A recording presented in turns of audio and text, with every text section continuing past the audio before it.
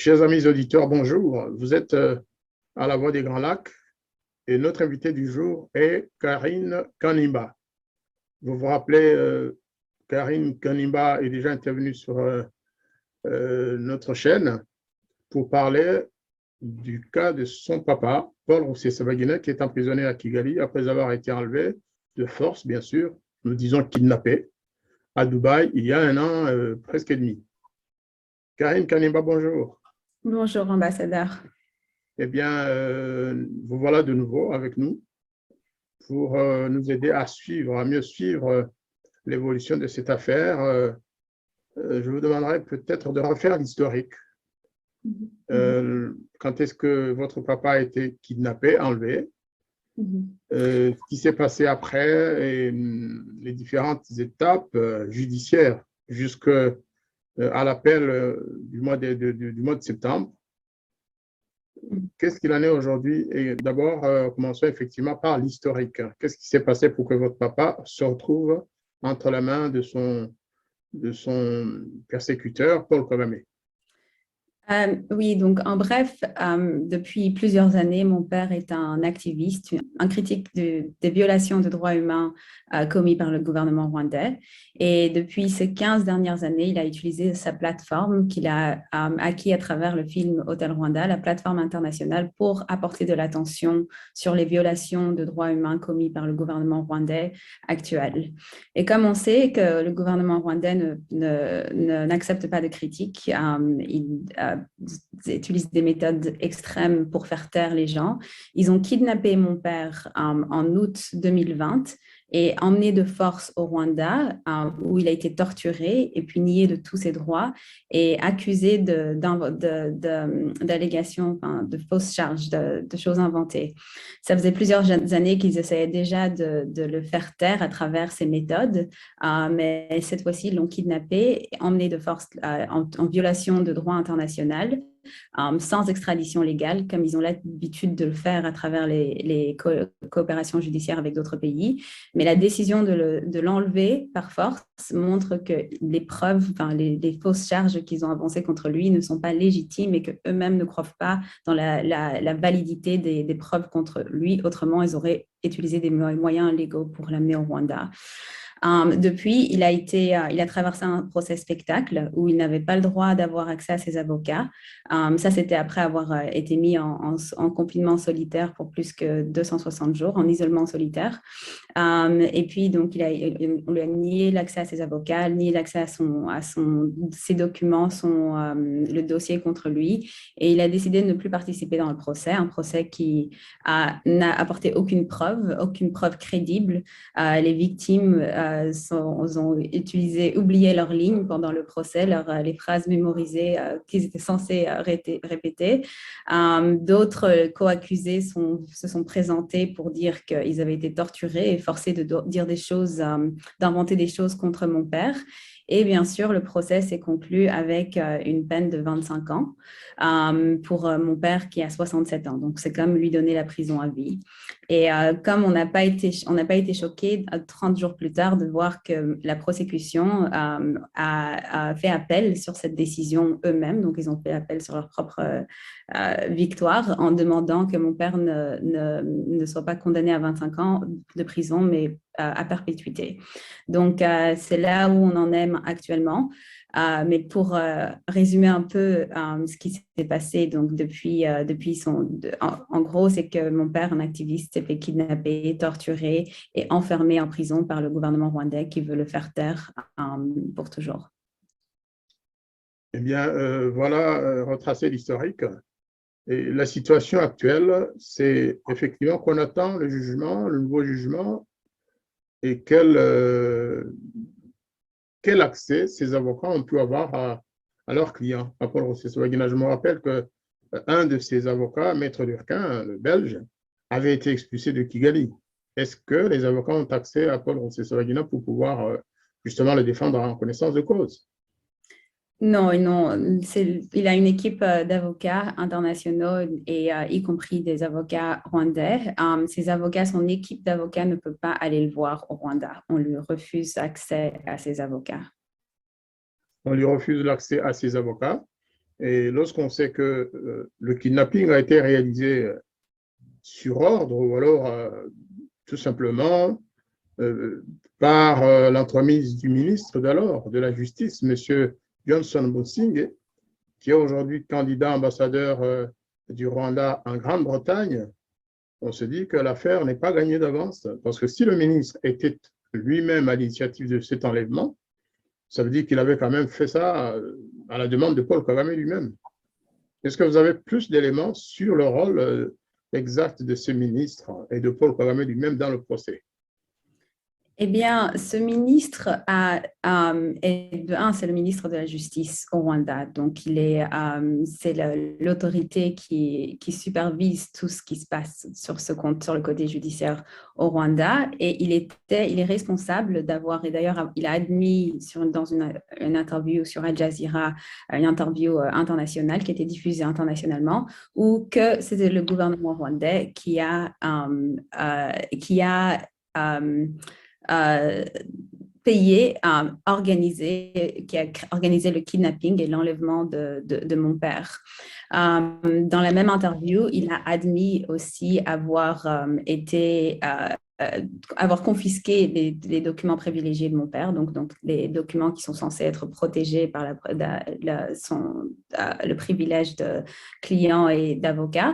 Ils les ont lus, les confisquent et ils continuent à lire. Donc, en tant que ministre de la Justice, qui a non seulement admis avoir kidnappé et organisé le kidnapping d'un être humain, avoir aussi l'avoir torturé, supervisé sa torture et aussi nier ses droits à une défense, à une vraie défense. Ce ministre de la Justice est responsable de beaucoup de choses et ne devrait pas être accepté comme nouvel ambassadeur au United Kingdom. Mais je pense que c'est important de rappeler que plusieurs autres, c'est pas seulement maintenant la Grande-Bretagne qui commence à être, qui commence à être plus vocale à s'opposer à cette nomination. Je tiens à rappeler que l'Union européenne a adopté une résolution au mois d'octobre qui condamne encore une fois ce qui se passe au Rwanda, ce qui se passe à mon père, ce que ce ministre a orchestré, supervisé et admis. Et ils ont demandé à ce que mon père soit aussi relâché immédiatement et ramené chez lui, libéré immédiatement et ramené chez lui. Non seulement l'Union européenne, le Parlement belge, le Parlement des îles Baïras, le Congrès américain. Il y a beaucoup de personnes, y compris des organisations indépendantes, des organisations des ONG, beaucoup de personnes s'opposent à ces violations de droits humains. Et maintenant, on arrive au stade où le Parlement d'Angleterre, au UK, considère ou propose des sanctions financières et des sanctions de visa contre ce ministre de la Justice, d'ailleurs qui a perdu son job à cause de ça, mais qui a été nominé pour une autre position en tant qu'ambassadeur au UK. Donc, on arrive aux sanctions. Donc, les gens ne sont pas d'accord et ils ne veulent pas.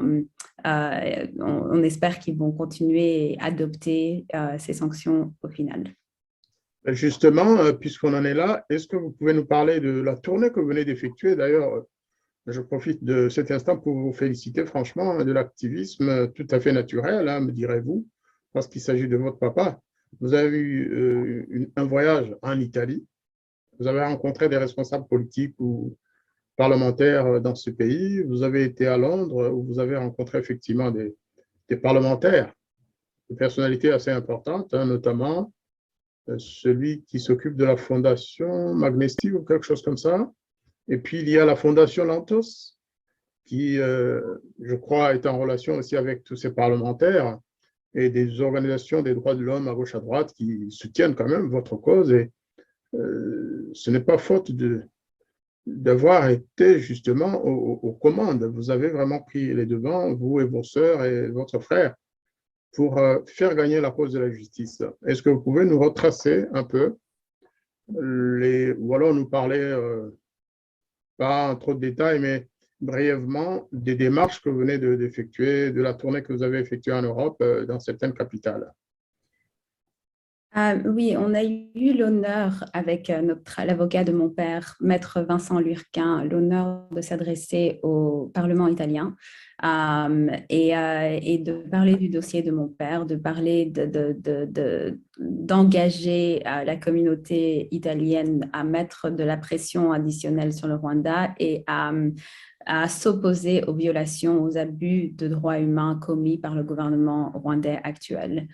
Le barreau national des Italiens, le Consiglio Nazionale Forense, a aussi adopté une résolution et les Italiens, l'association des avocats italiens s'est engagée dans la libération, dans la bataille pour la libération de Paul Rusesabagina. Donc, on sait qu'on a beaucoup de soutien en Italie et ils vont continuer à mettre la pression là où ils peuvent. Je pense que c'est clair maintenant qu'il faut une pression globale, il faut une voix commune pour mettre assez de pression sur Paul Kagame pour arriver à la libération de mon père. Et c'est cette force collective venant de 4 coins du monde qui va faire en sorte que les choses changent. Et c'est pour ça que nous avons aussi été en Angleterre, au Royaume-Uni, à Londres, pour s'adresser au Parlement anglais, au House of Lords, accompagnée par la baronne Helena Kennedy, qui est une membre de House of Lords, et aussi Bill Browder, le fondateur, le créateur des sanctions Magnitsky, ces sanctions qui ont été proposées pour le ministre de la Justice, Busingye. Donc, on a eu l'honneur de parler avec le Parlement aussi, de parler de ces sanctions comme outil qui peut être utilisé pour mettre une pression et pour interdire, pour rendre responsables plutôt les personnes qui commettent ces violations. Et puis aussi de demander une pression additionnelle venant du Commonwealth sur le Rwanda, parce que le Rwanda est membre du Commonwealth. Et puis, pour terminer, ce mercredi, comme on avait dit tout à l'heure, maintenant le Parlement anglais propose des sanctions sur Busingye, le ministre de la Justice, l'ancien ministre de la Justice, Johnston Busingye, mais aussi le secrétaire général du RIB au Rwanda, Jano Ruhunga, qui aussi est responsable de la torture que mon père, Paul Rusesabagina, a subie. Monsieur Rubunga est un général ou un haut officier de l'armée rwandaise, je pense. Oui, c'est possible. Ce n'est pas un civil, hein, c'est pas un civil, c'est le secrétaire officier général supérieur, je pense. du Rwanda Investigation Bureau. Voilà. Et quand est-ce que vous passerez en France? Parce que la France joue un rôle important maintenant au Rwanda et dans la région, il faut le savoir. Est-ce que vous avez une oreille attentive à Paris? Il faut continuer cette pression. C'est une pression globale, c'est une campagne globale. Le soutien augmente tous les jours, on toque sur toutes les portes et on va continuer à faire en sorte à demander le soutien, à demander les gens qui sont ouverts à non seulement le respect des droits humains, le respect de l'état de droit, à ouvrir leurs portes. Et je suis sûre et confiante qu'en France aussi, beaucoup de personnes croient au respect du droit humain. Donc, on espère qu'éventuellement, la France joindra notre campagne aussi. Mais c'est tout ce qu'il faut espérer. En tout cas, nous l'espérons, nous, de notre côté. Et allons peut-être, si cela est possible, joindre notre voix et nos efforts à vos démarches. D'abord, parce que le comité de soutien à Paul Rusesabagina a son siège en France et parce que Paul Rusesabagina a beaucoup d'amis en France et nous allons joindre nos forces et nos énergies pour nous adresser aux autorités françaises. De toute façon, est-il besoin vraiment que vous veniez à Paris pour expliquer cette affaire que et le président Macron et son gouvernement et les parlementaires connaissent, même si on n'entend rien de leur part? Mais je crois qu'il faut les faire bouger. Ils ne peuvent pas se soustraire à ce mouvement de justice internationale qui est enclenché par les autres gouvernements européens. La France est quand même un gouvernement, un État membre de l'Union européenne et du Parlement européen. Donc, on n'entend rien de Paris. Il est peut-être temps qu'on le dise. Oui, et je pense que c'est une question d'information. C'est une question d'être informé, mais aussi de rendre en anglais, on dit to hold accountable, rendre responsables les personnes qui sont en position de pouvoir et de leur rappeler leurs responsabilités envers l'être humain, envers la justice et envers les droits humains. Et je pense que éventuellement, tout le monde termine par comprendre, mais c'est une question de pression. Et on ne baisse pas les bras. Je pense qu'on n'est pas découragé jusqu'à présent. Et je pense aussi qu'éventuellement, le gouvernement français se rendra compte de leur voix et du pouvoir qu'ils ont dans le changement et le respect des droits humains qui peuvent, s'ils joignent cette campagne.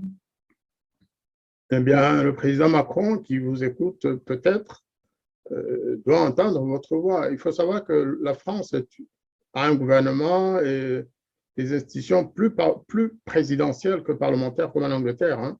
Donc ici, c'est la présidence de la République qui doit être visée, c'est le gouvernement et pas tellement le Parlement. Le Parlement peut monter la voix aussi et dire des choses, mais c'est visiblement du côté du pouvoir, et le pouvoir en France appartient au président de la République.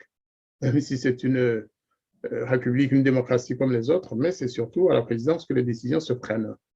Et donc, Monsieur le Président Macron, vous avez entendu la voix de Karine Kanimba, qui est la fille de Paul Rusesabagina, comme vous entendez souvent notre voix, vous parlez de cette affaire.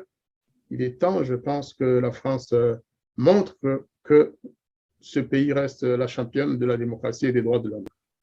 Karine Kanimba, je vous remercie beaucoup et je vous demande de dire bonjour à toute la famille, à maman, à vos frères, sœurs, et puis nous restons en contact pour défendre les intérêts de votre père et j'espère que nos efforts aboutiront.